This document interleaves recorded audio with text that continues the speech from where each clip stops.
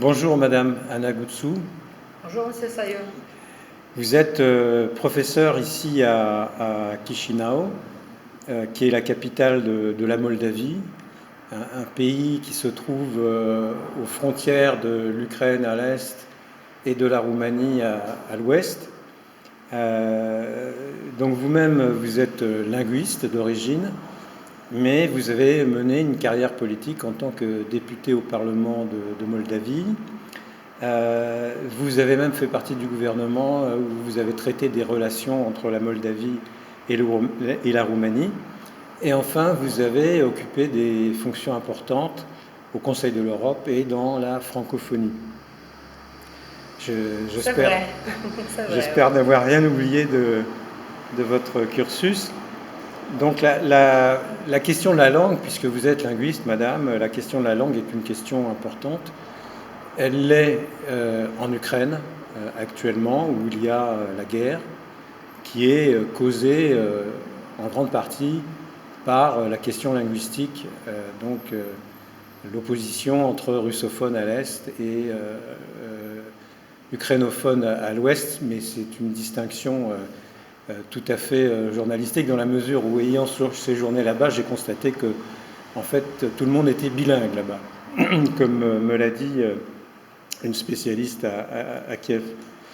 Donc ne craignez-vous pas, sinon ici en Moldavie, une extension du conflit donc, initié par les Russes en Ukraine, du moins un conflit qui, du plan politique où il existe actuellement, pourrait dépasser ce plan politique ici en Moldavie. Ne craignez-vous pas cela?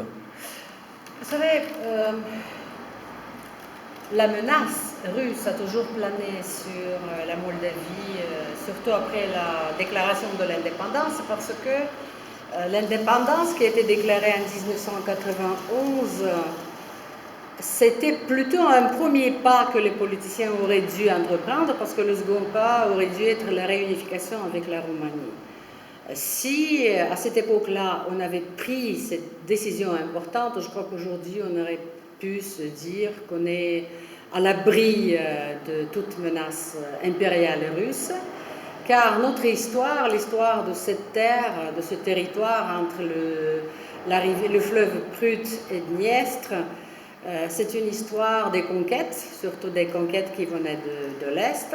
C'est une histoire aussi des guerres, c'est une histoire de changement de l'identité sous l'occupation impériale russe, de changement de la mentalité sociale, du changement du nom de la langue, etc., etc. Donc moi, je dirais plutôt que la guerre que la Russie mène aujourd'hui en Ukraine, ce n'est pas une guerre qui se base sur le conflit linguistique.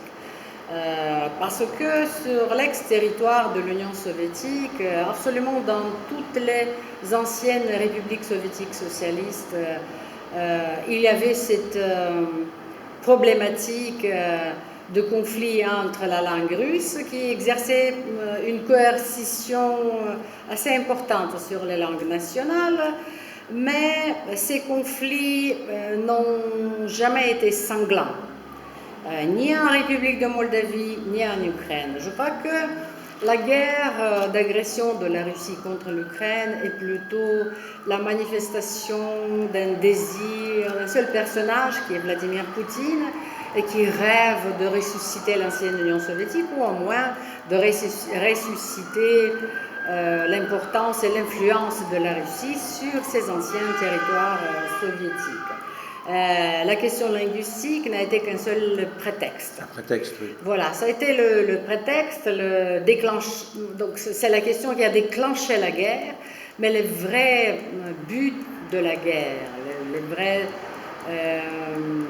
les vrais désirs de celui qui a déclenché cette guerre sont beaucoup plus au-delà de la simple question linguistique.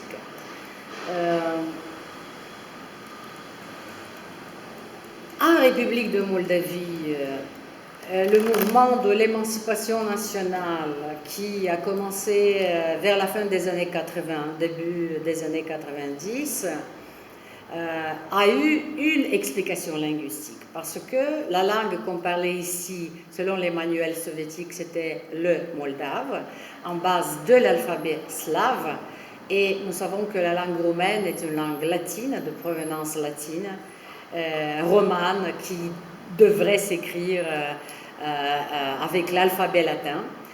Et ma mère se souvenait à l'époque, en 1940, quand les Russes étaient venus, donc tous les élèves qui étaient en deuxième classe devaient refaire l'année pour apprendre l'alphabet cyrillique et pour apprendre à écrire en langue roumaine avec l'alphabet cyrillique. Voilà, ça a été... donc vous voyez, la langue et l'alphabet, c'est une composante très importante, explicite du pouvoir. Venons-en justement à vous citez votre mère, à votre propre expérience dont vous parlez dans votre livre, qui est intitulé Les pouvoirs de la langue. Oui. Donc vous dites qu'enfant, donc à l'époque soviétique, vous résidiez dans la plaine du Prout, qui est la frontière entre la Roumanie et la Moldavie, et que vous écoutiez donc les médias roumains que vous compreniez parfaitement. Donc ça vous étonnait. D'autre part, vos grands-parents, écrivez-vous, écrivaient le roumain en caractère latin précisément. Oui, c'est ça. Et cela vous a étonné et vous avez posé la question à votre père. Pourquoi est-ce que nous écrivons le roumain en lettres cyrilliques et votre père vous a dit, vous a imposé le silence? Ah oui, c'est ça. C'est vrai parce que je me souviens d'une querelle que j'ai eue avec une amie russe. J'ai grandi dans une ville du sud de la Moldavie qui s'appelle Kaoul. Et c'est une ville très russifiée, comme d'ailleurs tous les sites urbains en Moldavie. Et je me souviens très bien de ces querelles. On jouait tout simplement comme tous les enfants, mais quand on se querellait, c'était sur des motifs ethniques et linguistiques. Et mon amie, elle m'a jeté comme ça une phrase qui m'a beaucoup offensée. Elle a dit qu'à vous, les Moldaves, vous êtes bêtes parce que vous n'avez même pas votre propre alphabet. Vous écrivez avec l'alphabet russe. Moi, je lui dis, mais non, j'ai des livres dans ma maison, j'ai des livres chez moi avec l'alphabet latin. Et j'étais courue vers mes parents, vers mon père, je lui ai dit, mais comment c'est possible? Comment est-ce que c'est possible? Nous avons un alphabet, pourquoi est-ce que nous utilisons l'alphabet russe? Il m'a dit, bah, surtout, tu te tais, ne soulève pas cette question. Voilà, donc j'avais 8 ans et j'avais ce sentiment d'injustice par rapport à la langue roumaine, par rapport à notre alphabet véritable et vrai. D'autre part, vous avez appris très tôt le russe et vous dites que vous avez lu beaucoup de littérature russe dont vous êtes imprégné, ce qui a d'ailleurs, dites-vous, écrivez-vous, déterminé votre vocation linguistique. Vous écrivez également que vous avez 2 langues maternelles, donc le roumain bien sûr, et le russe par appropriation. Et vous écrivez la coercition, le terme que vous avez utilisé tout à l'heure, la coercition du russe était conçue par moi à l'époque comme un fétiche. Qu'est-ce que vous comprenez? Je vous dirai immédiatement. Comme on était dans un milieu urbain avec beaucoup de russophones, et moi je fréquentais la seule école de langue roumaine dans ma ville natale. Et c'était une école moldave, voilà, c'était la seule, l'unique école. Mais tous mes amis étaient des Russes, ils parlaient russe. Je parlais russe aussi, et je parle russe très bien. J'avais un très bon russe, une très bonne langue russe, parce que j'ai lu quasiment toute la littérature universelle en langue russe. Les chefs-d'œuvre de la littérature universelle, y compris de la littérature française, étaient traduits d'abord en langue russe, ensuite vers la langue nationale. Mais j'ai beaucoup lu en russe et c'était à la mode de se dire russe plutôt que moldave, parce que les Russes qui étaient là nous apostrophaient, ah ben vous êtes des bêtes, vous êtes des minorités incapables, etc., etc. Et donc, par esprit de protection, il y avait des situations quand je ne disais pas que j'étais roumaine, moldave, et en plus j'avais un nom russe, j'étais Petrov. C'était facile et voilà, et pour moi, donc être russe, c'était quelque chose de supérieur. Je sentais cette attitude péjorative, dépréciative envers les Moldaves. Voilà pourquoi je crois que beaucoup de jeunes à cette époque-là, comme moi, préféraient de temps à autre, préféraient dire qu'ils étaient russes et non pas moldaves. Votre père est d'origine russe? Non. Non, non, non, non. J'ai étudié mon arbre généalogique. Mon grand-père était aussi Petrov sur la ligne paternelle. Donc jusqu'au début du XVIIIe siècle, c'était Petrov toujours avec Moș, un petit sorte de off roumain, n'est-ce pas? Un suffixe roumain, voilà, un suffixe qui a été voilà. russifié. Probablement, mais non, parce que les prénoms de tous mes ancêtres, ce sont des prénoms roumains, Alexandre, Gheorghe, Ion, donc par contre, sur la ligne paternelle, ma grand-mère, la mère de mon père, elle était d'origine turque. À travers les siècles, voilà, mais elle parlait roumain, elle parlait bulgare, elle parlait turc. Donc mon ancien grand-père, il était d'Obrioglu. Donc c'était un Turc romanisé ici sur place, parce qu'au sud de la Moldavie, il y a beaucoup de noms qui se terminent à la manière turque, mais qui sont des Roumains. Donc ce sont les vestiges des guerres turques, du passage des Turcs par-ci, par-là. Et sur la ligne maternelle, c'est purement roumain. Ma mère était du nord de la Moldavie. Quand vous parlez de russophones avec lesquels vous viviez, il s'agit de Moldaves russophones ou de Russes ethniques? C'était des Russes ethniques. C'était des Russes ethniques parce qu'il y avait beaucoup... D'abord, il y avait beaucoup de militaires à Kaoul. C'était une petite ville où il y avait un bout de l'armée, je peux dire, qui était installé là. Donc, et il y avait beaucoup d'officiers russes qui venaient là pour satisfaire leur service militaire, mais ce n'était pas un service de 2 ans. Donc ils étaient envoyés pour peupler ces régions. Et c'était des Russes qui venaient de la Russie profonde même, parmi eux, pas des Russes des régions très proches, mais justement de Tatarstan surtout. Les Russes de Tatarstan venaient et s'installer ici en Moldavie. Alors, sur cette histoire de la coercition de la langue russe, vous dites que cette prédominance, on va dire, de la langue russe a généré un bilinguisme, voire un multilinguisme qui réfère à une seule identité, l'identité russe. À savoir que toutes les minorités que vous citiez tout à l'heure avaient pour facteur commun la langue russe, donc l'identité russe. Oui, c'est vrai, c'est comme ça. Selon vous, s'agirait-il donc de remplacer cette coercition de la langue russe par la coercition de la langue roumaine actuellement, de façon à créer l'identité roumaine qui soit le facteur commun de tous les citoyens moldaves? Malheureusement, le roumain n'a pas réussi ce coup de théâtre parce que nous restons ici la majorité en République de Moldavie, 90%, mais une bonne partie de ces 90% de population autochtone, donc ce sont des gens qui proviennent des familles mixtes, voilà. Et dans ces familles mixtes, c'est le russe qui a prédominé et pas le roumain. Il y a beaucoup de gens qui ont des noms roumains, mais qui se disent être russes.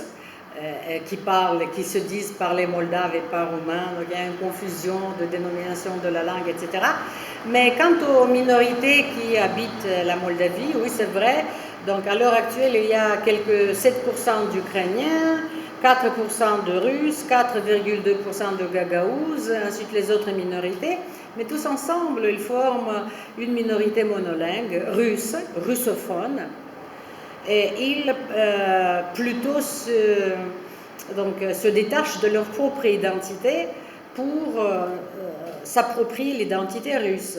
Je connais qu'il y a beaucoup d'Ukrainiens, de Gagaouzes de chez nous, qui ne veulent pas aller à l'école et étudier en ukrainien ou en gagaouze, mais ils préfèrent le russe. Voilà, c'est ça. Pourquoi ? Ils disent qu'ils ne peuvent pas s'imaginer autrement. Voilà. Donc il n'a pas, même si Politiquement, la République de Moldavie accorde beaucoup de droits aux minorités, y compris ce droit qui est assuré par le budget public d'étudier dans une école dans leur langue maternelle. Mais ils ne veulent pas le faire. D'accord. Ils étudient plutôt sporadiquement cette langue en tant que discipline. Voilà, ils font les disciplines en russe, par exemple, mais ils ont la discipline, la langue ukrainienne, par exemple, ou la langue gagaouze, qui est une langue turque, en principe. D'accord. Alors, comme on l'a dit tout à l'heure, la Moldavie a une histoire distincte de la Roumanie, dans la mesure où la Moldavie a été soviétisée après la Deuxième Guerre mondiale, quand la Roumanie restait un État indépendant, socialiste mais indépendant. Est-ce que cela a eu une influence, je dirais, naturelle sur la langue roumaine parlée en Moldavie, ou est-ce que le pouvoir soviétique a intentionnellement russifié, d'une certaine manière, la langue roumaine parlée en Moldavie en imposant le cyrillique et en imposant des modifications sur le plan syntaxique et lexical? Ou est-ce que c'est une évolution liée au contexte dans lequel vivait... C'est plutôt une évolution liée au contact permanent entre le roumain et le russe. On ne peut pas dire qu'il y a eu une politique spéciale de modification de la grammaire, etc. Juste par l'introduction, par le biais de l'introduction de l'alphabet russe, on a beaucoup rapproché le contact entre le roumain parlé ici et la langue russe. Et en plus, bien sûr, la domination des médias qui étaient en langue russe. Moi, j'ai fait moi-même mes études, j'ai suivi une formation ici dans cette université de Chisinau, faculté des langues étrangères, à part le français et l'espagnol qui étaient les deux langues étrangères que j'ai étudiées, les autres disciplines, y compris l'histoire de la France. La littérature française était enseignée en russe, ce qui, moi je m'indignais beaucoup parce que pourquoi ne puis-je pas suivre un cours de littérature française ou d'histoire française en français? Mais non, c'était des gens spéciaux qui enseignaient l'histoire du Parti communiste, qui venaient nous parler de la France, de l'histoire de la France. Mais comme j'ai eu... mon père était historien, j'avais beaucoup de livres, donc je connaissais beaucoup de choses avant de venir à l'université sur la France. Mon père qui était amoureux du français, qui parlait français, qui écrivait même en français, m'a cultivé cet amour pour la France, cette francophilie, je la sentais en moi dès mon enfance. J'ai eu une facilité pour la langue française que je n'explique jusqu'à nos jours, probablement c'est une sorte d'alter ego.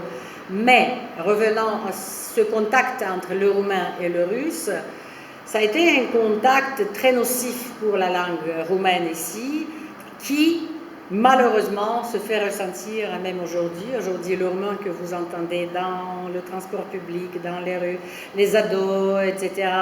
Il y a même des artistes qui promeuvent cette manière de parler incorrectement roumain avec des russismes et ils croient que c'est cool, c'est intéressant, mais malheureusement ça approfondit nos problèmes linguistiques parce que nous n'avons pas, durant les 33 années d'indépendance, malheureusement nous n'avons pas replacé la langue roumaine sur un piédestal correct, c'est-à-dire être bien informé en roumain, avoir la presse écrite et digitale en roumain. Ça n'existe pas. Il y a beaucoup d'influences russes ici sur place, beaucoup d'institutions, médias qui sont russophones, etc. Donc ça pénètre de tous côtés. On n'a pas eu une politique correcte dès le début et maintenant c'est déjà tard. Parce que c'est l'ère digitale, on ne peut pas stopper, on ne peut pas arrêter cette avalanche qui vient de tous côtés, avec les réseaux sociaux, etc. C'est-à-dire qu'en fait, les gens écoutent, pratiquent beaucoup les réseaux sociaux russes, Contact par exemple. Oui, Contact. Et non seulement, vous savez, même TikTok qui est un réseau chinois, il abonde dans des comptes, faux comptes, qui distribuent des informations pro-russes. C'est une guerre qui est menée sur les réseaux sociaux. Et c'est très facile de tomber sous l'influence de cette propagande, parce que je crois qu'il faut avoir beaucoup de discernement et avoir cette culture de l'information pour dire « Ah, ben voilà, ça c'est un fake, c'est faux, donc il ne faut pas y croire, c'est vraiment il faut avoir un flair exceptionnel. C'est pas donné pour tout le monde. D'accord. Il y a de la désinformation, mais les gens s'informent quand même sur des textes en russe, quoi. Je veux dire, Oui, c'est ça. Souvent sur des textes en russe, sur des vidéos russes. Et en plus, il ne faut pas oublier que la langue russe reste la langue qui est parlée en premier après le roumain ici. Même si les jeunes parlent de moins en moins le russe, mais la grande majorité comprend et parle le russe. Et moi, par exemple, je préfère m'informer des institutions médias internationales en français, en anglais, en espagnol, en roumain, mais la population qui ne connaît pas d'autres langues, bien sûr qu'elle recourt à l'information en langue russe. Et c'est ça l'explication de l'influence de la propagande, de la désinformation qui est de plus en plus présente ici. Madame, vous avez été l'initiatrice de la définition de la langue roumaine comme seule langue officielle ici en Roumanie, lorsque vous étiez députée au Parlement de Moldavie.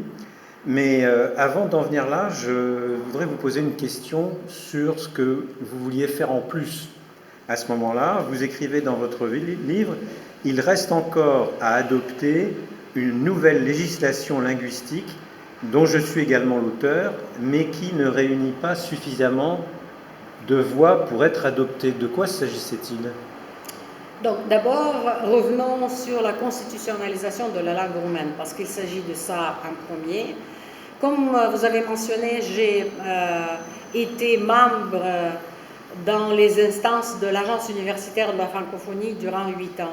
Et c'était la période où le recteur de l'Agence universitaire de la francophonie, c'était Bernard Cerchellini, un grand linguiste français. Qui a été mon directeur de maîtrise à l'université de Paris 7. Félicitations, parce qu'il est devenu d'ailleurs très récemment docteur honoris causa de l'Université d'État de Moldavie. Il a visité notre université, il a été ici avec les étudiants, il a tenu des discours très intéressants, mais à cette époque-là, il était recteur de l'AEF. Et quand on se réunissait à Paris ou à Montréal, il nous demandait tous, en fait, tous les représentants des zones d'où nous venions, comment ça va avec le français, etc., etc. Il connaissait très bien la problématique linguistique ici à Moldavie, et moi je lui ai dit, écoutez, nous avons ce problème de la dénomination correcte de la langue dans la Constitution. Il a dit, Anna, la France, elle a procédé à la constitutionnalisation de certaines normes de la Déclaration des droits de l'homme et du citoyen de 1789, et moi, j'ai été à la source de la constitutionnalisation de la langue française en tant que langue de la République française.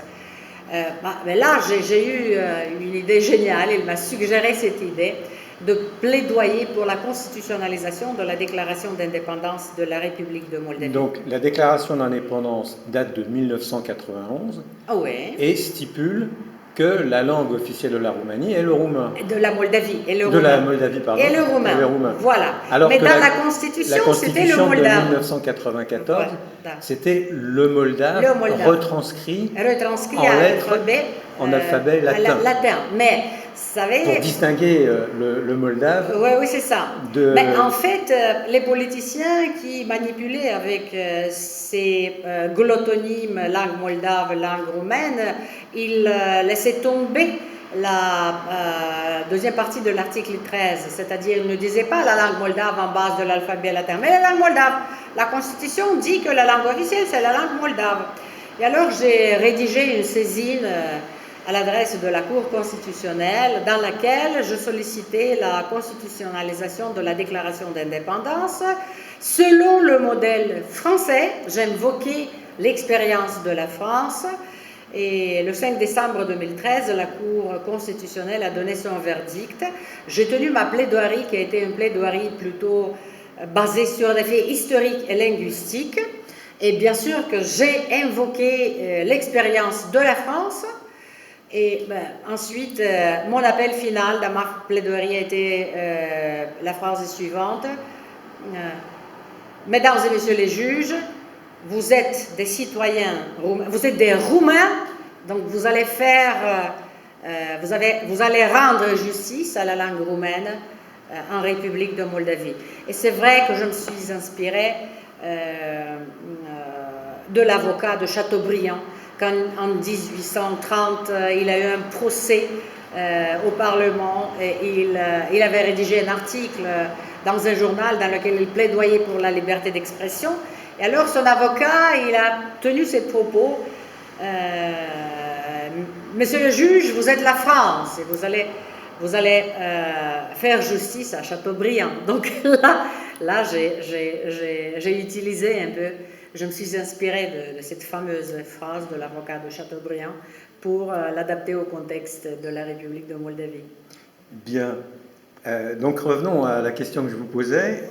Vous écrivez « Il reste encore à adopter une nouvelle législation linguistique, dont je suis également l'auteur, mais qui ne réunit pas suffisamment de voix pour être adoptée. » Ça, c'était en 2014. 2014, mon mandat a touché à sa fin. De quoi s'agissait-il? Oui.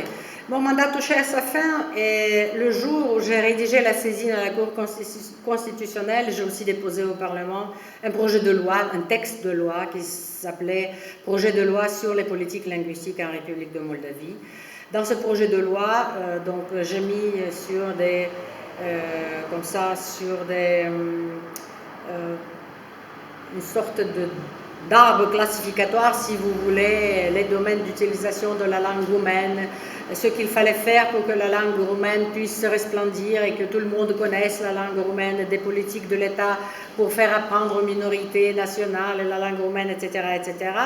Ce projet de loi, malheureusement, il n'a pas été adopté parce que la question linguistique elle est très sensible et les politiciens ne veulent jamais s'en prendre. Mais c'est vrai que 10 ans après, l'année passée, en 2023, l'actuel pouvoir politique qui est là encore sur place, une majorité parlementaire pro-européenne,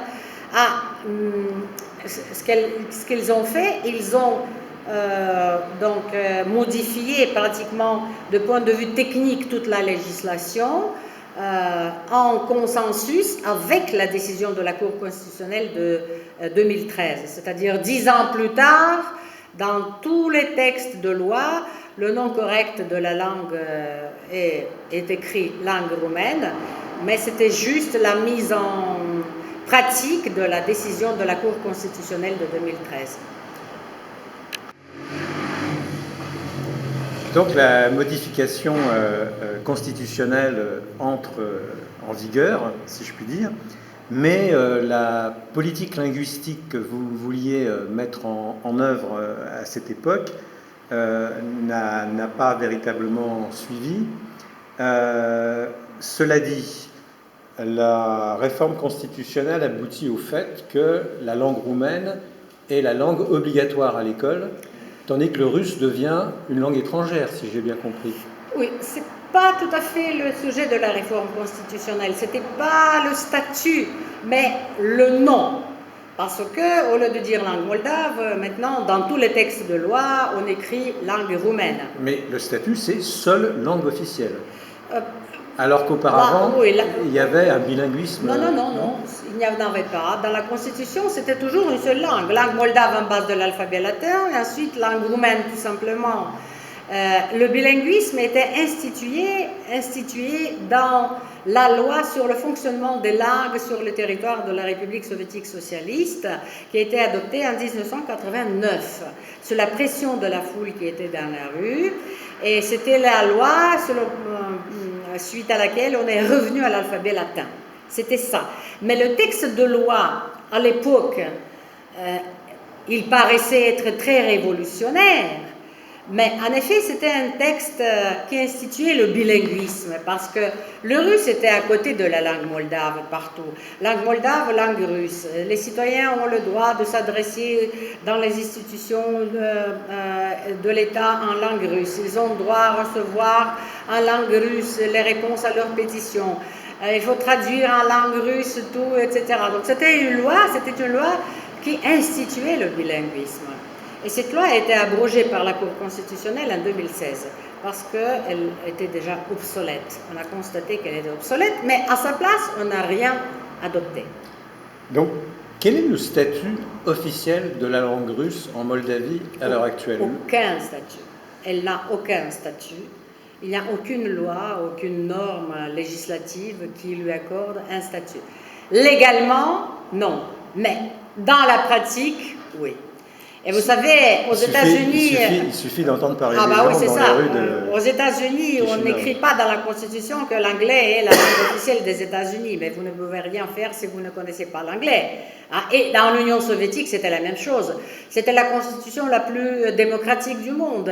Et il n'y avait aucun article qui stipule que la langue officielle dans l'Union soviétique, c'est le russe. Non, mais c'était le russe, la langue de l'Empire.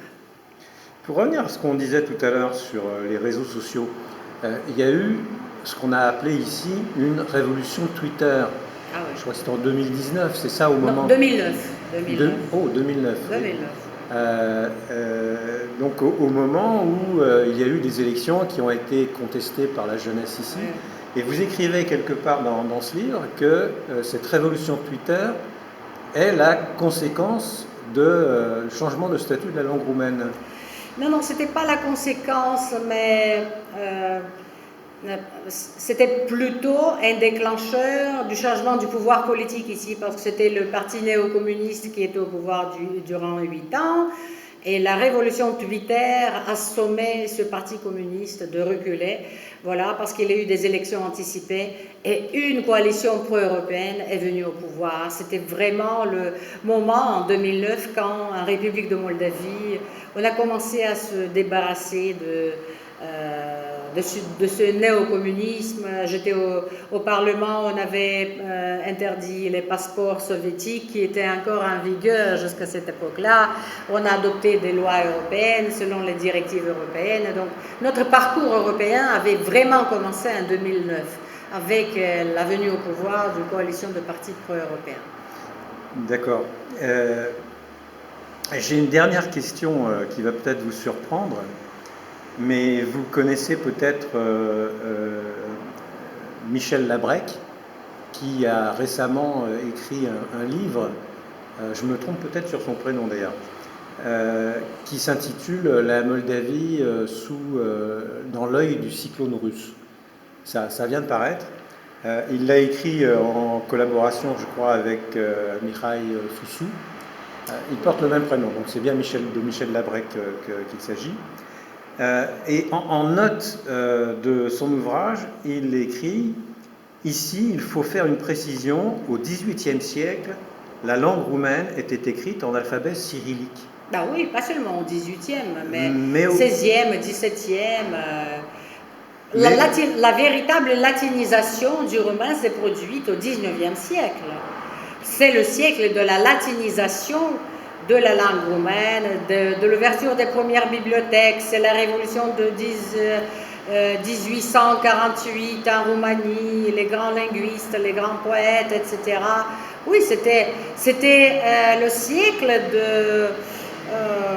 de la constitution, si vous voulez, de la constitution des normes de la langue roumaine. Mais, il faut également dire que la langue roumaine et l'alphabet latin est beaucoup plus ancien.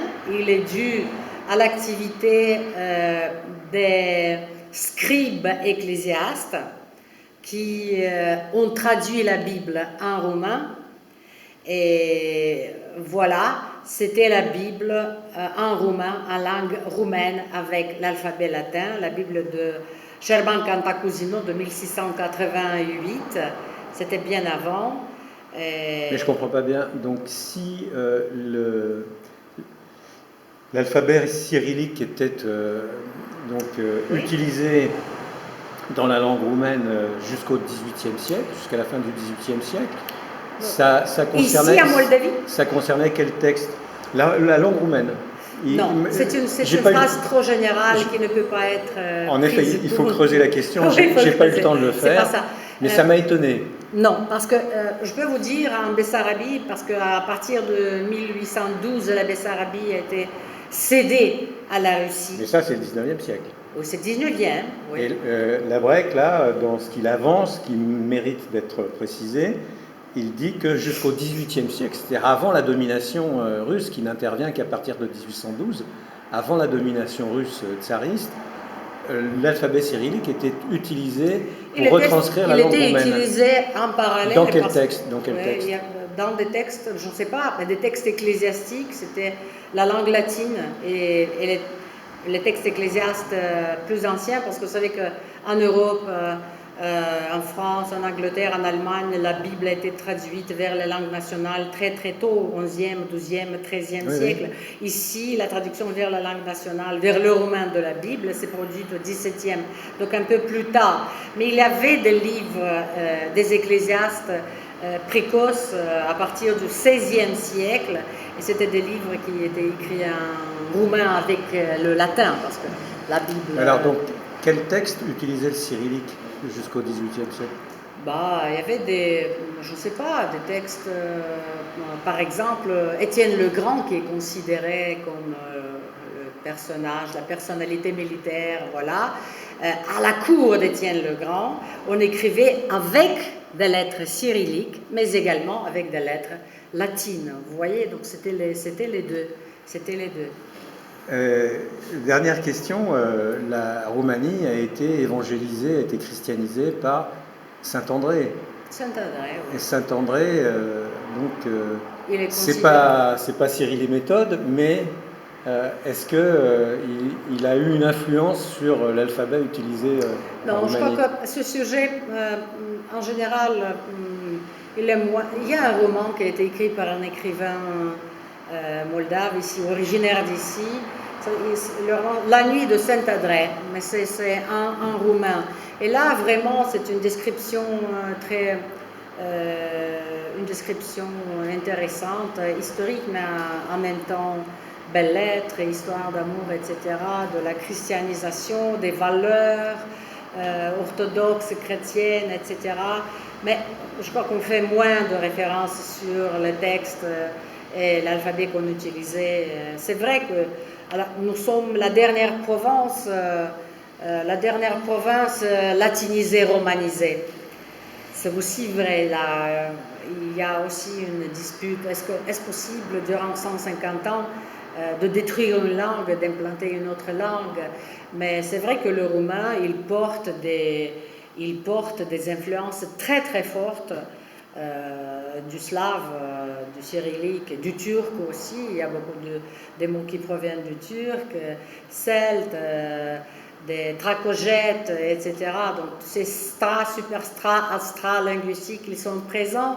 La structure de notre langue de point de vue grammatical, il y a aussi des influences peut-être slaves. Donc, mais on ne peut pas affirmer, parce que le français est aussi la langue latine la plus germanisée, on peut dire, mais elle est latine, elle est d'origine latine.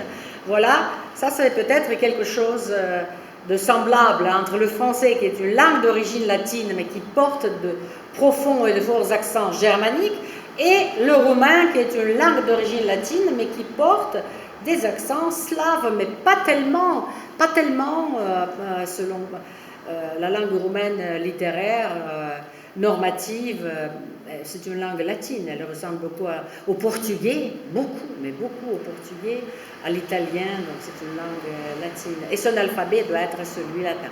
Et en même temps, je dois vous dire que c'est vraiment... Parfois, en tant que linguiste, je suis mécontente du fait que durant 33 ans, on a lentement bouché en matière d'émancipation linguistique roumaine, mais en même temps, je regarde vers l'Asie centrale, Kyrgyzstan, Kazakhstan, Ouzbékistan, Tadjikistan, qui parlent des langues turques, qui, il y a des siècles, avaient un alphabet arabe. Ensuite, ils ont passé à l'alphabet turc latin. Ensuite, ils ont passé à l'alphabet cyrillique. Et ils continuent d'écrire un alphabet cyrillique. Donc, vous voyez, alors, quand on compare ça, on dit « Ah, ben c'est bien, on a au moins changé l'alphabet. » Et on est revenu dans son QG linguistique latin qu'on mérite. Eh bien, je vous remercie beaucoup, Madame Boutsou, pour cet exposé, pour cette interview très, très, très riche, qui, je l'espère, éclairera les internautes français sur la situation de la Moldavie sur le plan linguistique et géopolitique, puisque la langue, c'est aussi la géopolitique. Je vous remercie de votre invitation. Merci, Madame.